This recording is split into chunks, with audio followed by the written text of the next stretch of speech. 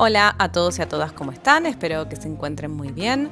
Bueno, hoy vamos a tener un capítulo especial, vamos a tener una conversación con el licenciado Julián Pellegrini y en esta oportunidad nos parece interesante conversar acerca de las relaciones de pareja y cómo estas relaciones o este clima emocional que se generan en las casas podría afectar a los hijos y a las hijas. Así que vamos a conversar entonces con Julián, le vamos a dar la bienvenida. Así que lo vamos a saludar. Hola Julián, ¿cómo estás? Hola Analía, muchas gracias por convocarme a esta entrevista. Bueno, contexto de cuarentena, si bien es probable que conflictos en la pareja, en el contexto de cuarentena se intensifiquen, quería que conversemos acerca de cuáles son los principales, factores que pueden influir en conflictos de pareja. ¿Cuáles serían como las situaciones que pueden llegar a que una pareja pueda entrar en conflicto o en tensión? Bueno, ante esta situación que es bastante excepcional, bastante novedosa, me parece que hay distintos factores que pueden hacer crecer la tensión entre las relaciones de pareja. Uno es el hecho de que estamos todo el tiempo conviviendo en el mismo espacio. La falta de paciencia, la falta de entendimiento, la falta de comprensión, y todo eso tiene que ver con un factor fundamental que es la comunicación. Me parece que uno de los grandes desafíos en esta cuarentena es poder practicar para desarrollar y fortalecer habilidades en la comunicación de pareja, para poder expresar qué nos pasa, básicamente, para aprender cómo expresar lo que nos pasa, ¿no? Porque muchas veces cuando ante peleas o situaciones tensionantes, uno termina expresando de alguna manera su enojo, su bronca, su falta de paciencia, pero de una manera que no es la mejor. Y eso muchas veces, uno llega a ese punto muchas veces porque no ha habido una correcta forma de comunicarse con el otro previamente. Entonces me parece que puede ser una gran oportunidad para empezar a aprender habilidades en relación a la comunicación interpersonal y cómo construir mutuamente un terreno donde poder dialogar y conversar sin tener que llegar a las peleas, por ejemplo. Claro, este punto es interesante y es fundamental, el tema de la comunicación, porque hay un estudio que dice que alrededor del 80% de comunicación que tenemos es con nosotros mismos y el otro 20% es con los demás. Un punto fundamental en la relación de pareja es las cosas que nosotros nos vamos diciendo constantemente a nosotros mismos sobre el otro, ¿no? ¿Por qué no hizo tal o cual cosa? Y cuánto de eso nosotros efectivamente le expresamos al otro y cómo lo expresamos, y ya damos por sentado que eso es así y no de otra manera.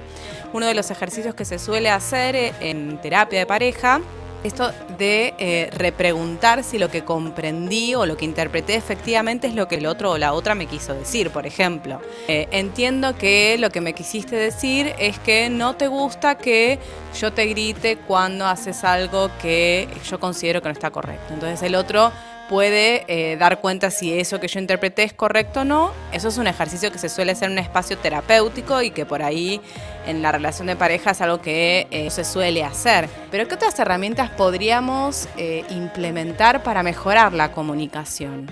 Bueno, este ejemplo que das me parece muy acertado, muy interesante, y no creo que sea solo en un espacio terapéutico donde se practique algo así, sino que la terapia, en realidad, el tratamiento, como siempre le digo a mis pacientes, es en el día a día, en la vida cotidiana, porque nosotros podemos llegar a vernos una vez por semana, una hora, pero la práctica es cotidiana.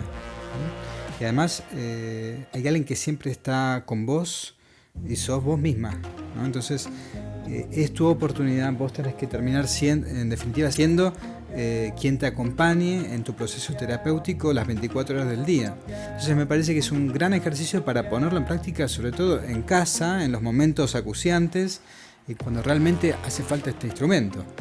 Me parece muy acertado la posibilidad de no hacer mentalismo, no hacer adivinanzas, porque muchas veces cuando uno hace adivinanzas proyecta sobre el otro las cosas que realmente uno piensa que el otro estaría pensando, pero realmente no tiene certeza.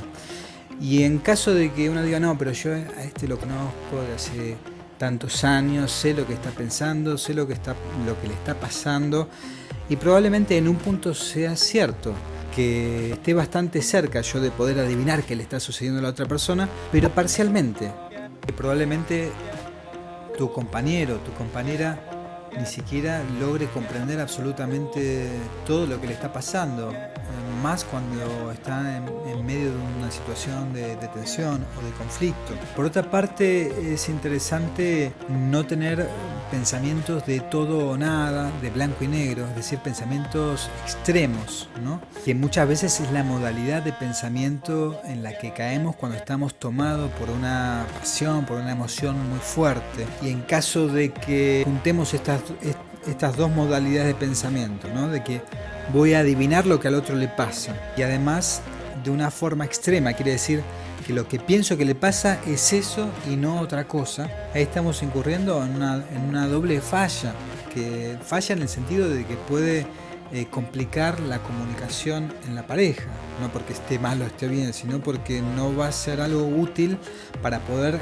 establecer una comunicación más sana. Quiero decir, puede ser que aquello que yo pienso que la otra persona está pensando tenga algo de cierto. Pero por supuesto tenemos que entender que no es todo lo que le está pasando. Le puede pasar algo de eso, pero muchas otras cosas más que tienen que ver con su etapa vital, con su relación en el trabajo, con cómo está atravesando con su familia, con amigos, que no puede salir, etc. Hay un montón de cosas que juegan a la vez en la vida emocional, en la vida psíquica de una persona y que se ponen en juego a la hora de vincularnos con el otro en casa. Entonces, ¿a qué voy con esto? A estar muy atentos a lo que nos pasa, a lo que pensamos y a lo que nos dice nuestra propia mente. Atentos a poder cuestionarlo y a flexibilizar.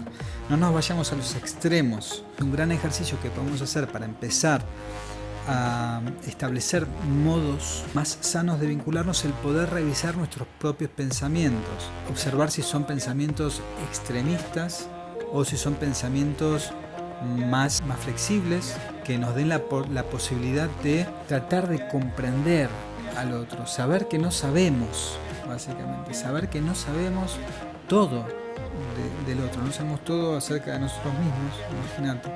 Qué interesante esto que decís, Julián, porque algo fundamental que solemos trabajar desde la educación emocional es el reconocimiento de las emociones, y seguramente que si estamos ante una emoción intensa, como puede ser el enojo, como puede ser la tristeza, probablemente nuestra comunicación no sea del todo ajustada y tienda a ir a estos polos de a todo nada o extremistas, si se quiere. No se va a generar el clima, digamos, ideal para una conversación en donde yo pueda escuchar y entender lo que le está sucediendo al otro. Seguramente ahí sea más una explosión que una invitación al diálogo. Y para ir cerrando, me gustaría que reflexionemos también sobre cómo